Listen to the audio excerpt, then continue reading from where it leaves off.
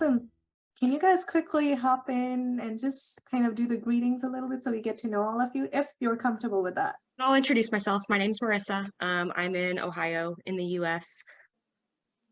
I have ADHD, shocker. And I'm looking for ways to get, improve nutrition and things. So, Oh, we're glad to have you, Marissa. Thank you so much for joining. My name's Amy Beth. I'm from Liverpool in the UK. I was diagnosed as autistic and ADHD about 2 years ago now. I've been working with a therapist on kind of the psychological side of disordered eating, and just wanted to work more on the nutrition side. Thank you so much for sharing that with us, Amy. My name is Abby. I'm from Bakersfield, California. I am autistic. And I like learning about nutrition because I am a 2-time kidney transplant recipient. So I think I want to eat better. And I've always wanted to eat better anyway. So Well, there are a lot of overlapping traits between autism and ADHD. I'm autistic and ADHD myself. So I think this session is going to be helpful for those of us who are autistic as well. And Becca, I'll introduce her as well. She is amazing at what she does. So I can't wait until the session actually starts. If anybody else wants to hop in and introduce themselves, that would be amazing. My name's Jens. I'm from Germany, and I'm following Becca on Insta. So she helped me really a lot with figuring stuff out. So I thought it would be a good option to check this one out and see what's going to happen the next month. And also have some ADHD friends, and I'm spreading the message. So that's helping a lot too. So yeah, pretty cool. Looking forward to it. Oh my God, I love that. Becca, we have people from all over the world. I'm so excited about this. My name's Bonnie. I'm from England. I'm from the UK. And so I'm 57 and I've recently been diagnosed with adult ADHD. So want to learn more about the nutrition side because as far as I can remember, I've had issues with nutrition and food, and all the pennies are starting to drop now. So I'm hoping I can take away quite a lot from this session, really. Bonnie, you look fabulous. Number one, I can't believe for a second you're 57. Awesome. Okay. So I am going to start. I will start off with a bit of an introduction, and then Rebecca will take the lead. We're all very excited about this program because our organization was founded in 2021, and this is the first major program that we have launched. So this means a lot to us that you all took out the time to join us. I want to give you a little bit of introduction about Kind Theory. I won't bore you, it's just going to be brief. So Kind Theory is a premier neurodiversity-based nonprofit in Texas, USA. How we are different is that we actually use the insights and knowledge of neurodivergent people themselves. So autistic people and ADHD people. We right now only have a focus on autism and ADHD, but I'm sure, as you all know, neurodiversity has a variety of different neurological differences. So what we do is our goal is to educate organizations, institutions, and the general public about neurodiversity, accessibility, and disability rights as these relate to autism and ADHD. Why we want to do that? Because we want to improve educational health and employment outcomes for members like us, the marginalized members of the communities. Now, one of the important aspects that I want to highlight here is that there are a lot of organizations that may be doing something like this, but there are literally very, very few organizations that are actually using the insights from neurodivergent individuals themselves. Our board, the entire board, is neurodivergent, so we're completely neurodivergent led.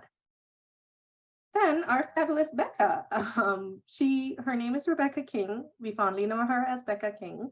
She is a registered dietitian from Charlotte, North Carolina, and she is also neurodivergent. She struggled with disordered eating, which is why she became passionate about helping other adults with ADHD who struggle with binge eating, chronic dieting, body image issues. She wanted to help them find food freedom and improve their self-esteem. She uses the principles of intuitive eating and a weight-inclusive approach to nutrition for ADHD in her virtual practice. Now, a bit of housekeeping rules.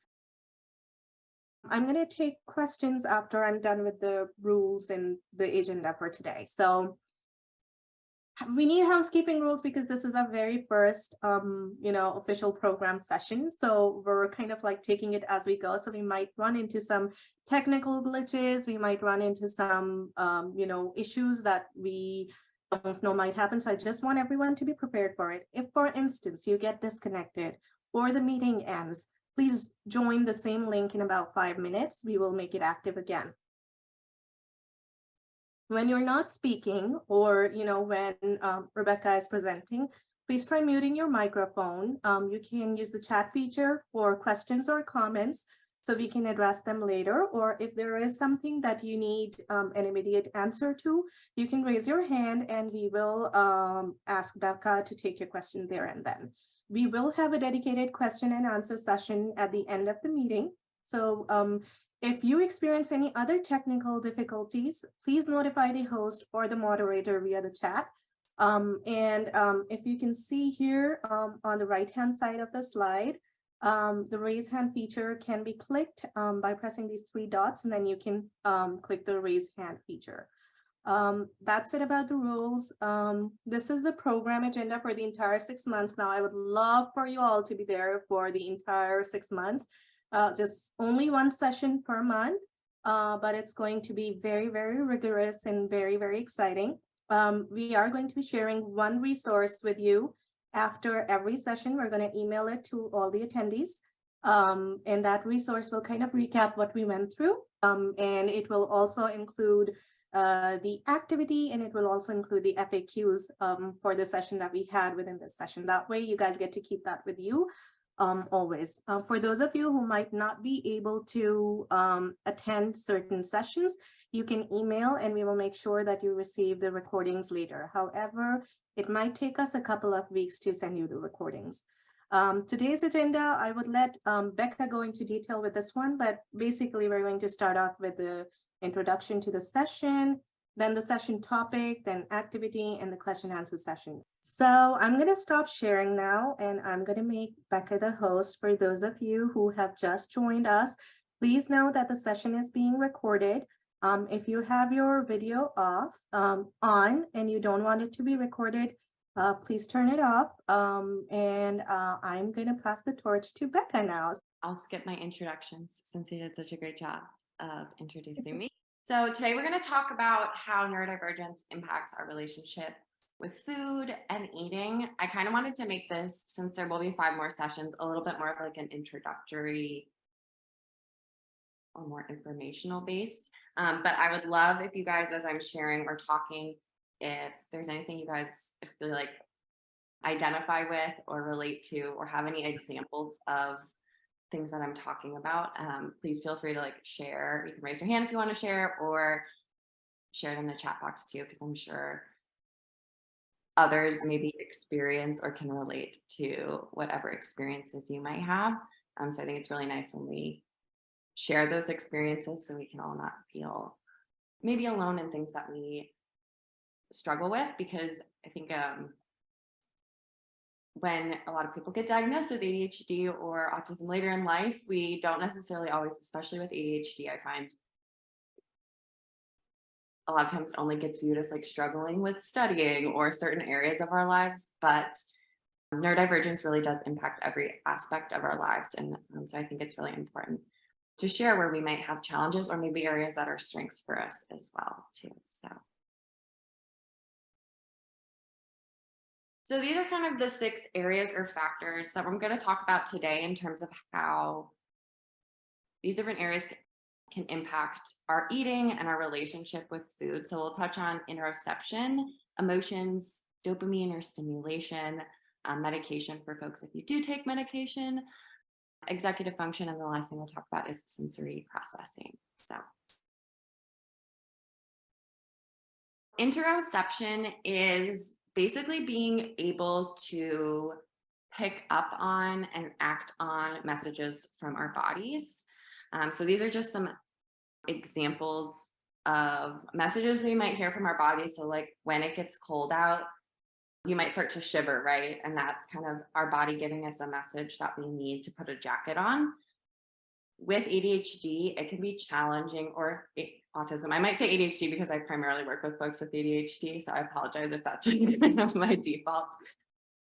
But it can be more challenging for us to pick up on and recognize body cues.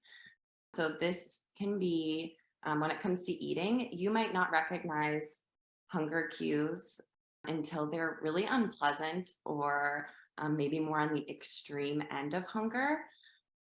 Same thing, I usually will put this in relation to like going to the bathroom's another one, where you might not recognize that you have to go to the bathroom, or you might be so in the zone doing things that like you're just going to push off going to the bathroom until you are like, I have to run to the bathroom. Hunger can very much be the same way. Fullness is also another cue that can be harder to pick on, or differentiating even if we're hungry or we're thirsty. Just out of curiosity, you guys want to raise your hands, how many of you struggle with recognizing when you're hungry or when you're full? So ways this can impact our eating: when we don't recognize hunger cues until they're more on the extreme end of things, it can mean that we eat more inconsistently. So you might go longer periods in between meals or snacks, and maybe not intentionally, but just because if you're just listening to those physical signs of hunger, you might not notice like, hey, it's been 6 hours and I haven't eaten anything. So it can be very common to eat inconsistently or skip meals or snacks. And then when we get to that extreme end of hunger, it's really hard to regulate our eating. So even if you have any intention of like being mindful and paying attention to like the taste and the texture of the food, you might find that you're so hungry that you eat really quickly. And then it's a lot harder with regulating eating. If we're really hungry, it's very likely that you're probably going to eat until you're uncomfortably full because you're so hungry. So does anyone ever notice that? Yeah. Yeah, so this kind of feeds into like what I call the ADHD binge restrict cycle of oftentimes of like not eating enough or eating really regularly throughout the day. And then by the evening, you might relax, or if you're medicated, your meds are off, and then the hunger monster can come out and be like, holy cow, I've barely eaten all day. So. And similarly to physical hunger, emotional hunger is another form of hunger that sometimes isn't as acknowledged in ADHD or in autism as well.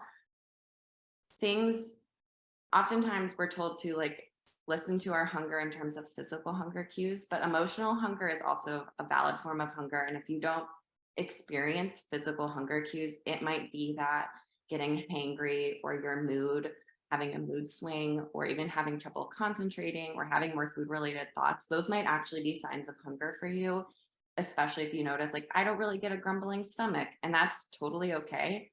But I think important to note that like these forms of hunger tend to pop up when we've gone a little bit longer without eating. I know for me, when I go too long without eating, I get hangry, but that's like my cue that it's time for me to eat. I normally don't get like a growling stomach or something like that.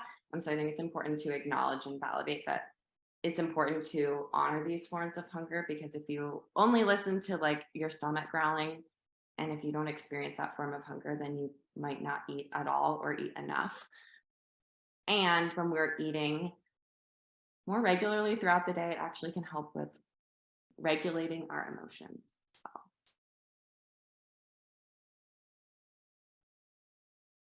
So with both of these, it can be really helpful to make sure you're eating regularly throughout the day. So even if you don't experience physical hunger cues, or if you notice that like you might be more of an emotional eater, quote unquote, an emotional eater, making sure you're eating regularly throughout the day. This can help prevent you from getting to extreme forms of hunger, but also help with keeping your blood sugar more stable, which can also help with managing our ADHD symptoms. So when we have those big peaks and dips in our blood sugar, that tends to be when our symptoms can be more exacerbated. So do you guys ever notice if it's been a really long time since you've last eaten if your mood is more or less stable? Does anyone get hangry or notice any like emotional hunger cues?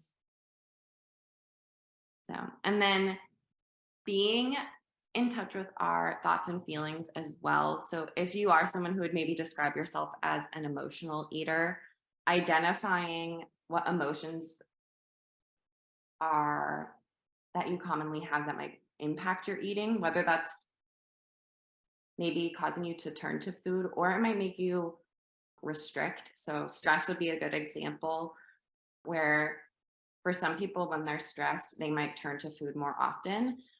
But for other people, when they're stressed out, it can completely zap their appetite and make them not want to eat anything. So I think learning what emotions you have and how they impact your eating can be really helpful. I don't have one near me, but I have a little wheel of emotions. If you struggle with identifying your emotions, if you Google it, there's a bunch of, you can find hundreds of them. But I keep one nearby because sometimes I can't name the emotion that I'm feeling.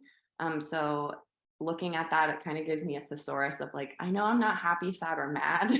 And this gives me something to look at to help identify, like, what am I actually feeling? And once I have that, identify that feeling, it kind of helps me figure out what I can do that might not be eating to help deal with that feeling. So, and then building an emotional toolkit as well. So like I said, once you identify your emotions, having things you can do that can be food related, but also non-food related to help you deal with your feelings. Because at the end of the day, food isn't probably going to fix our feelings. It might temporarily help with that emotion, but at the end of the day, it's probably not going to actually solve whatever might be causing us to feel that feeling. So having other tools at your disposal to help deal with negative emotions can help. So do you guys have anything, if you are dealing with a negative emotion, you can put in the chat box. Do you have anything that helps deal with those feelings? Marissa said breathing exercises. Those are really good. Meditation, music, nice. Nothing positive. Yeah, naming it helps a lot. The cool part too with meditation and like breathing practices, both of those sorts of practices can actually help build interoception. So being able to sit and meditate can be a great way to slow things down, but also build some of that mind-body connection, right? Because you're ideally sitting in your body and breathing and trying to focus on your breath. And it's okay if you have lots of thoughts and things that are going on, but just helps practice sitting and noticing what is coming up from your body or what messages your body might be giving you. So I like to play with my dog. That's one that helps a lot with negative emotions for me. So eating for stimulation or dopamine, yes, cats are great too. We will talk about this in depth next month. So that will be my teasers for hopefully to see you guys all next month. But our brains, for ADHD folks in particular, our brains are lower in dopamine. So we're always looking for ways to get more stimulation, and carbohydrates, especially sugar, are a great source of stimulation. It's for most people, food is pretty accessible and it's a relatively low effort activity in terms of things we can do to get our brain stimulation. And then the sensory experience of eating is also stimulating, and this can be overstimulating for some people or understimulating for some people. So like I have some clients who absolutely love the experience of crunchy foods and that's very stimulating to them, but I have other clients that crunchy food is overstimulating for them. The texture, the taste, the aroma, all of those sensory aspects of eating can also be stimulating. And there's nothing wrong with eating for stimulation, but it can lead to overeating or binge eating if it's your only tool for stimulation. So next month, we'll dig into this topic a little bit deeper. And then we'll also, the activity will be building your dopamine toolkit. So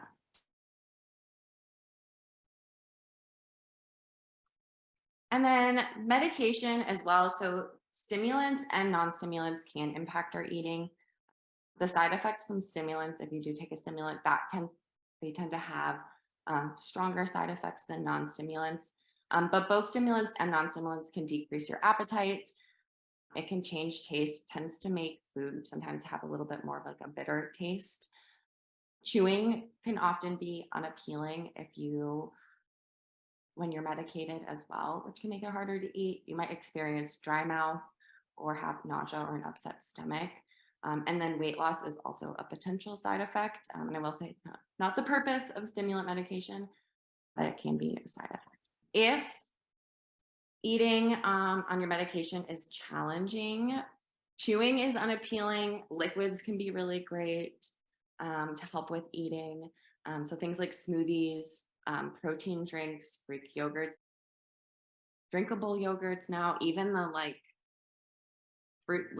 fruit squeeze pouches are really nice as well.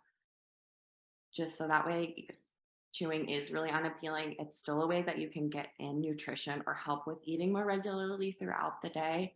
So that way, if you do take meds, when your meds wear off, you don't feel as ravenous.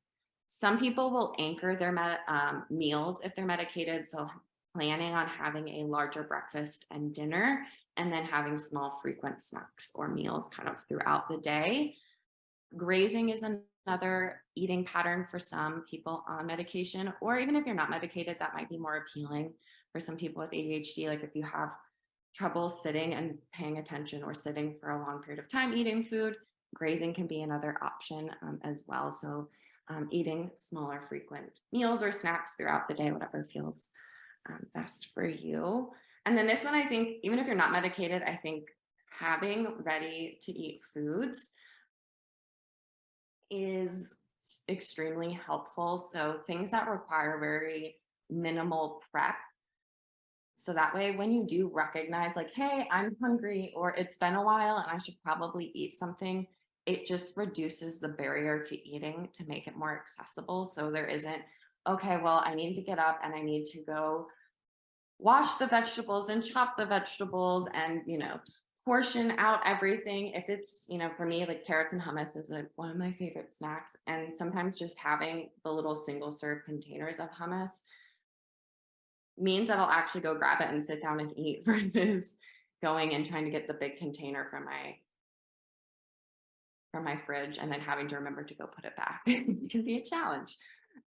So it just lowers the bar to eating or makes it more easy to eat. Do you guys have any on the go or low effort snacks you really enjoy? Cashews is a good one. Protein shakes. Yeah, pre-made ones are even better. Ooh, yeah, I love all things cheese. So, ooh, nuts and dates. Ooh, pretzels, good one. Apples and peanut butter is another one of my favorites. Bananas. Ooh, jalapeno chips. Those are a fun sensory experience. And then tolerable or figuring out foods that you can tolerate on your medication, especially food if like the taste of things is a little bit changed. Having some go-to options. And sometimes these foods might be more bland foods or maybe more like kid-like foods like mac and cheese or PB&Js, things like that you might think of as like, oh, I can't eat that because, I'm too old or that's for kids. Sometimes those things, for whatever reason, sometimes the nostalgia and whatnot can make it feel a little bit easier or like something you just know that you might be able to eat. So just exploring, if you find a food that you want to try on your medication and you find out you don't like it, that's okay. You don't have to eat it again. But I think sometimes getting curious and trying new things can just add to what you have. So yeah, never too old for mac and cheese. I 100% agree.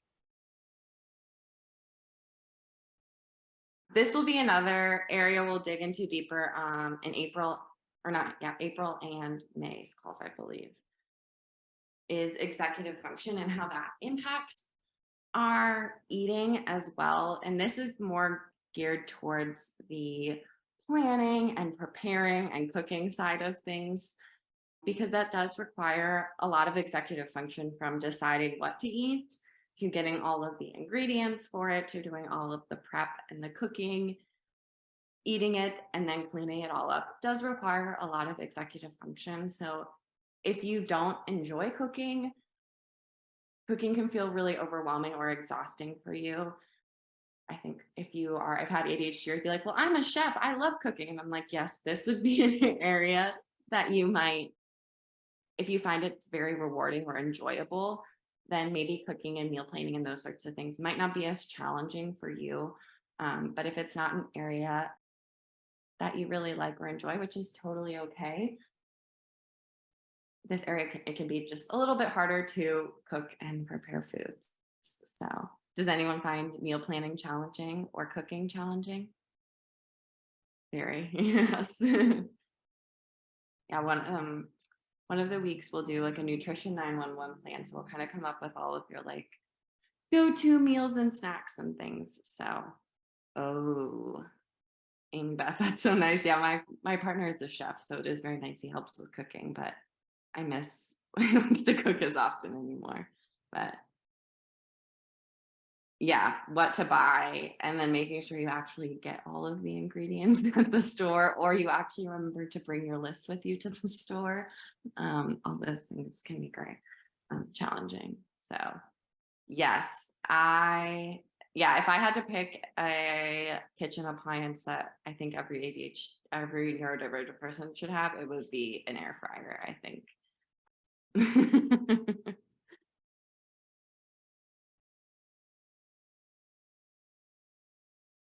So, and then sensory processing as well.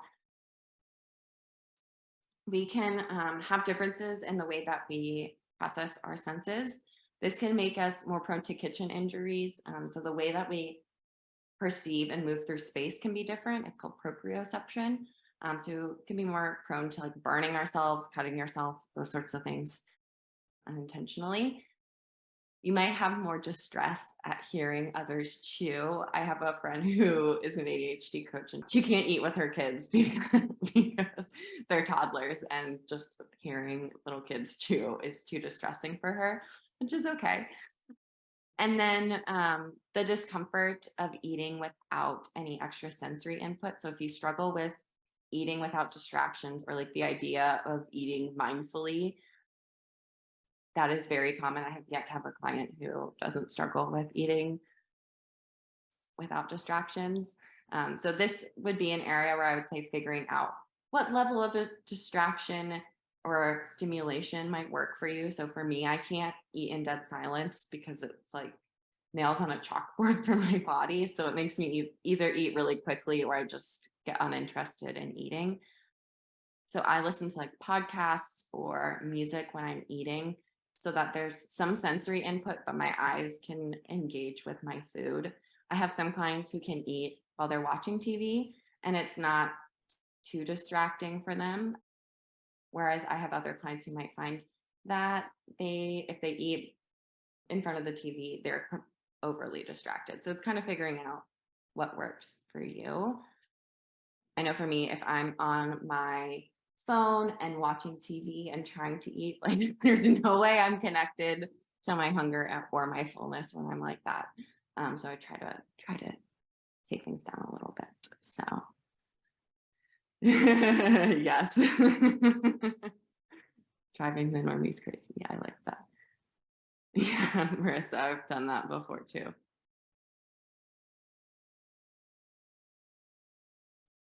This will be kind of our activity, and then I wanted to save plenty of time for questions because I'm assuming there might be some. Looking at each of these areas, I want you guys to rank them on a scale of 1 to 5. 1 would be no challenges in this area. 5 would be maybe a few challenges in that area, or an area you'd like support with. Could you repeat what interoception was again? Being able to recognize and respond to body cues. Definitely a 5 for me. Okay. Give everyone like one more minute and then I'll read through each of them. And if you want to share in the chat box where you rank things. Thanks for those who've shared. If anyone else wants to share, you can. It's very interesting. Do you guys think it's interesting to see what everyone's different areas are? Well, the cool part about this is we will get to dig deeper into most of these throughout the next 6 sessions. So I might come back and ask you guys what you think at the end in terms of rating these, if that, hopefully if you stick with me through the next 6 months. So was there anything surprising doing this activity or something you guys had never considered before? I'm just gonna go ahead and let you know, I never actually considered interoception before.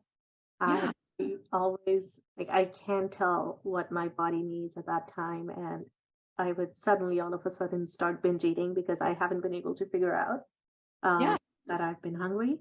You know, there's a lot of things tied to this because this is how I gained weight. This is how there's so many other challenge.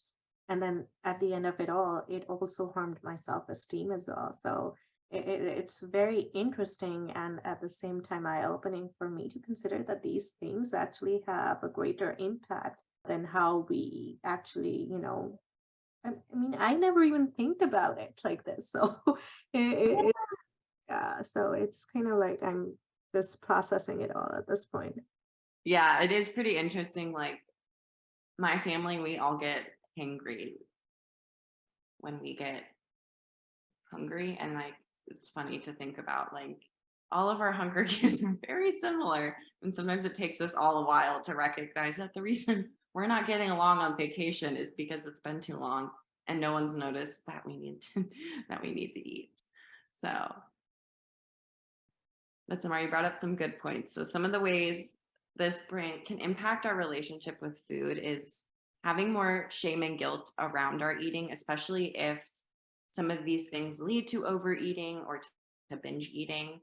There can be a lot of shame and guilt tied to that.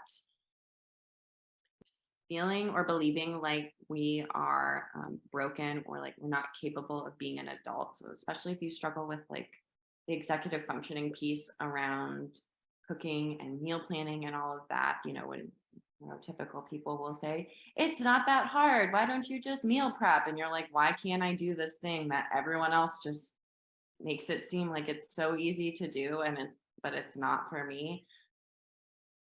Can happen. Or just like we're a failure because unfortunately we have to eat multiple times a day. And so I think when that's challenging for us, we just unfortunately get to be reminded of why, like of something that's challenging, more than one time a day.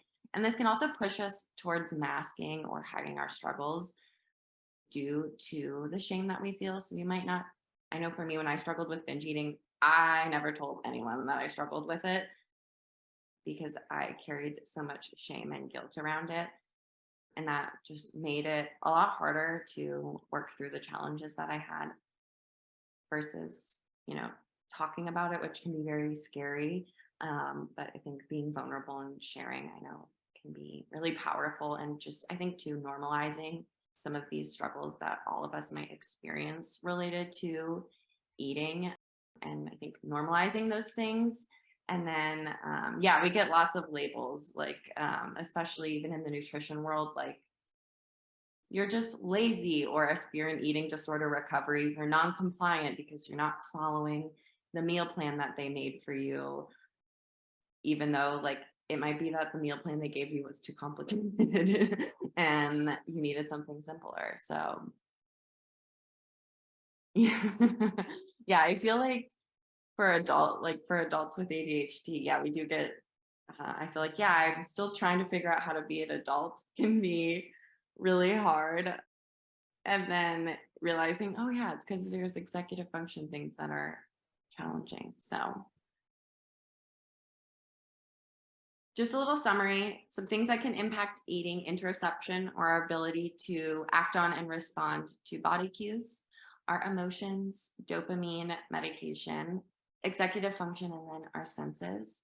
And it's okay if one or all of these things impact your eating. I think identifying what impacts our relationship with food is the first step in learning how to support or work with your brain versus trying all the lovely neurotypical stuff that's out there to cultivate a healthier relationship with food and with your body. And just, I think a lot of times especially nutrition advice that is out there can be very geared towards neurotypical folks, and that just makes it really hard. So when you can figure out what works for you, it really does help kind of take some of that shame away too, of like, hey, I might need to rely on more convenience foods, or I might have to set alarms or reminders so that I eat regularly throughout the day, but that doesn't mean that I'm broken or I'm not an adult or something.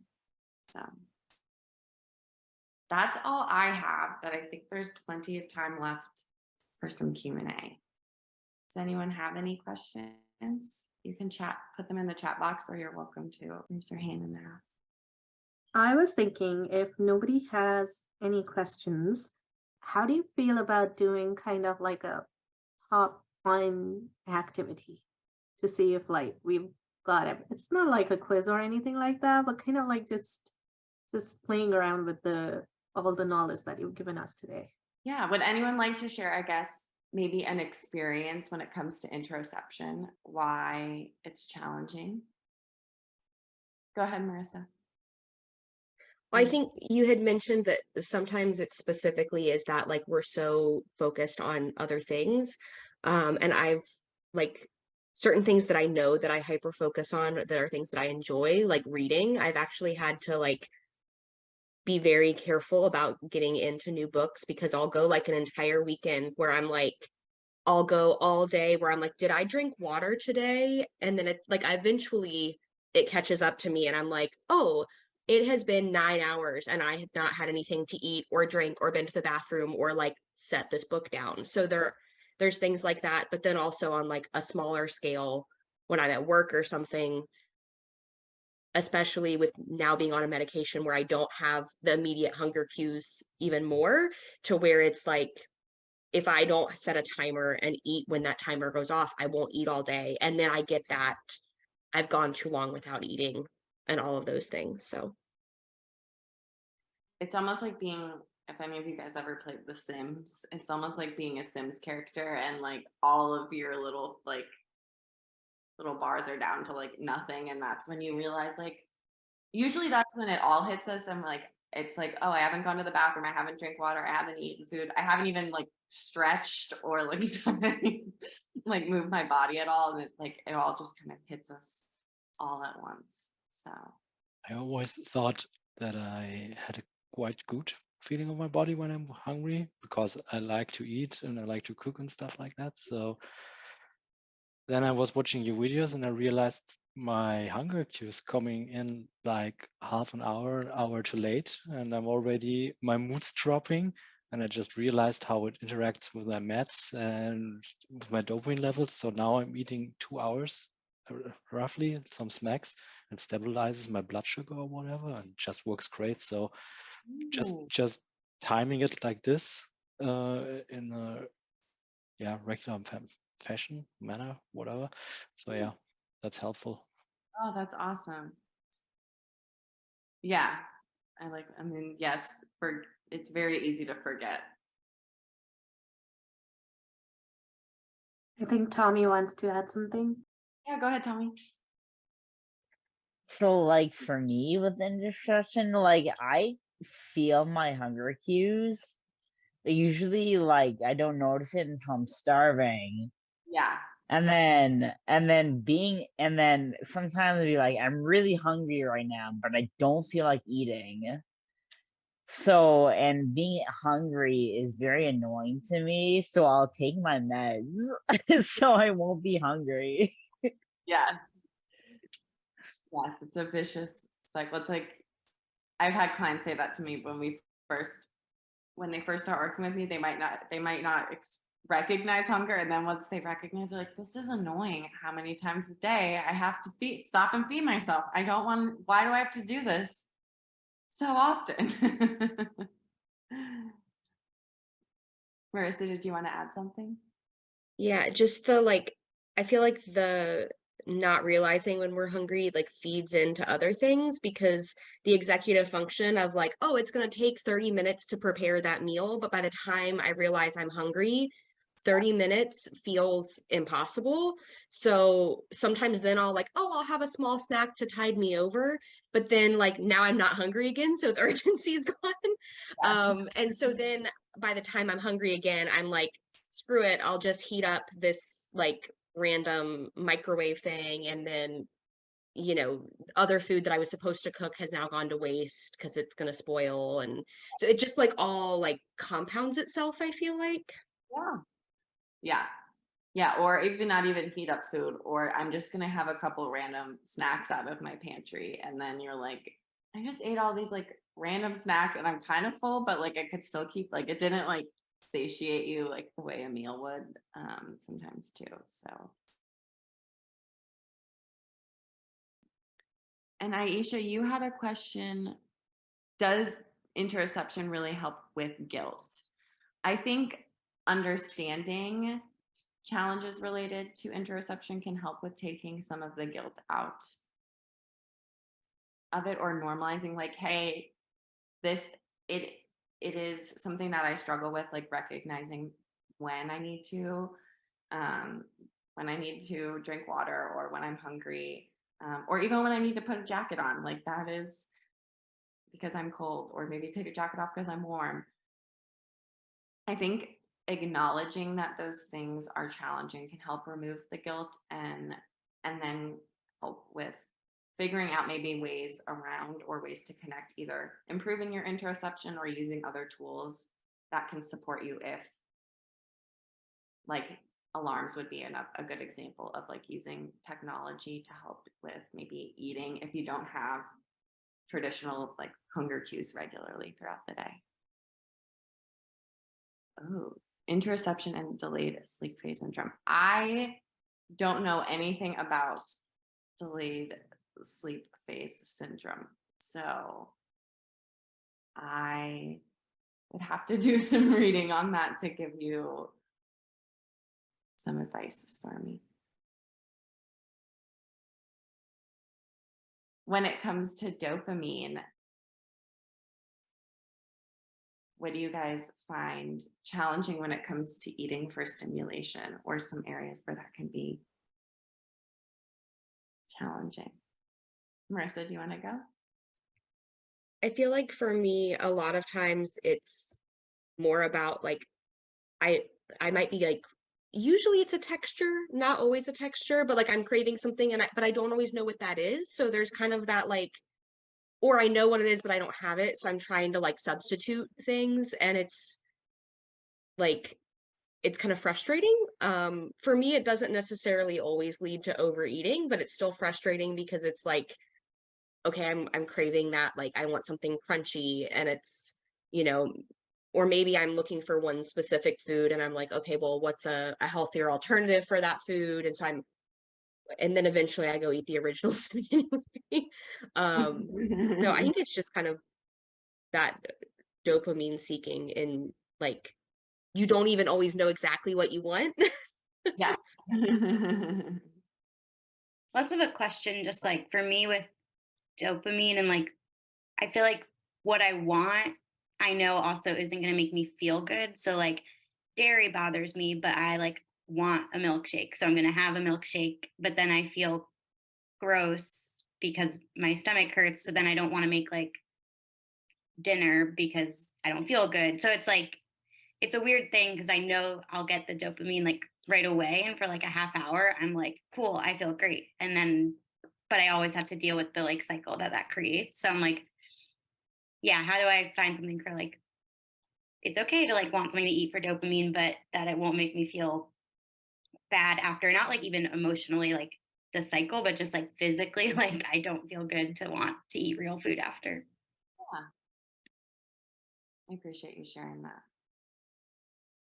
It can be very hard, I think, too, because sometimes we have the immediacy, right? Where like, I sometimes it's hard for us to think long term of like, oh, this food is going to make me feel bad in 2 hours. Like I'm going to feel unwell. And it's like, I just really, especially if it's the sensory aspect, like I really want this right now. And I don't care about not right now. And then that leads to us feeling bad overall. So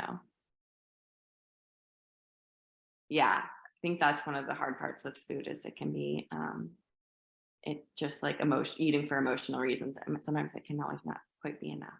So when it comes to the executive functioning piece, we kind of touched on that a little bit. What do you guys find the most challenging about that aspect?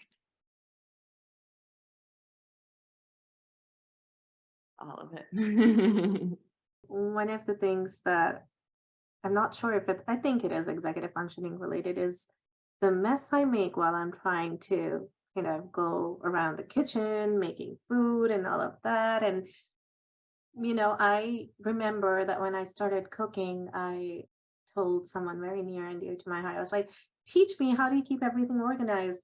And they said, well, you just put the things back where you took them.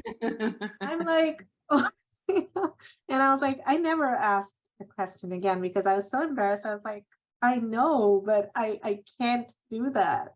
In that moment when I'm making something, it's just like my brain is so concentrated on the number of steps that I have to take in order to get something done that I just don't do it at all. I get, this whole burden of overwhelm and I'm unable to do anything at all. So the mess is a huge, huge thing for me.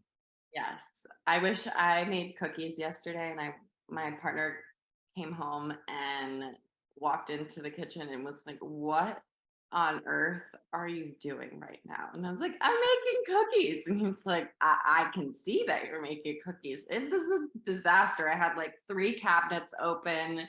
Flour was all over the place. It was a mess. And it was really funny because he doesn't seem to have that problem when he cooks. He was like, I don't understand how everything got everywhere. And I'm like, I don't know either. It just happens. So, and yeah, it is really hard because once you make a mess, it is, and your executive function is done when you're done cooking. And you're like, great, now I still have to go back and clean all of this up. So yeah, cleaning is, and then it's a vicious cycle. Like if you don't clean up, the next time you start cooking, you have to clean just so you can start cooking again. And then it feeds off of each other's too. So. Okay, so we are a minute over our time. Do you guys do you have any other thing to add, or is it okay if we wrap the session right now? If you want to share something or have any questions, please raise your hand. Was this a helpful first session? Awesome. It was very helpful for me as well, Rebecca. I do have one request for all of you. I'm sure all of you follow Rebecca by now, adhd.nutritionist at Instagram.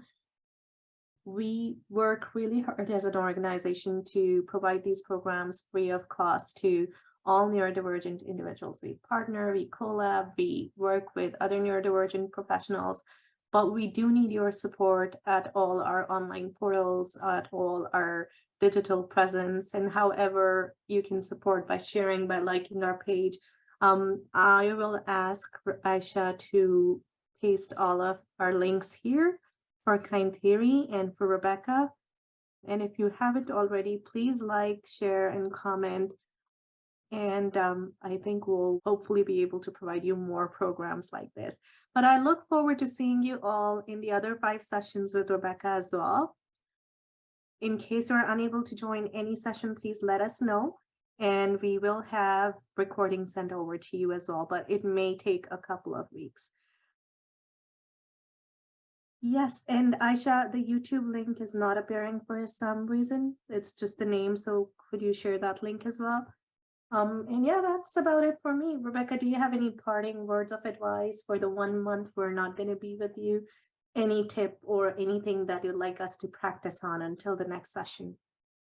I would say my tip would be, since a lot of you shared that interoception is challenging, and I'll share a handout with you guys too that I've already made if you want to share it with them. But eating regularly would be so trying to eat every 3 to 4 hours. For some people, you might need it a little bit closer than that. But that would be my tip, is to focus on that. And if you struggle with eating regularly or with remembering to eat, I'll share a little handout for them to send out to you all with some tips for that. So. All right, thank you so much, everyone. It was really nice meeting you. Take care. Have a good night or day wherever you are. I'm sure the time zones, but have a good day, y'all. Take care. Bye-bye.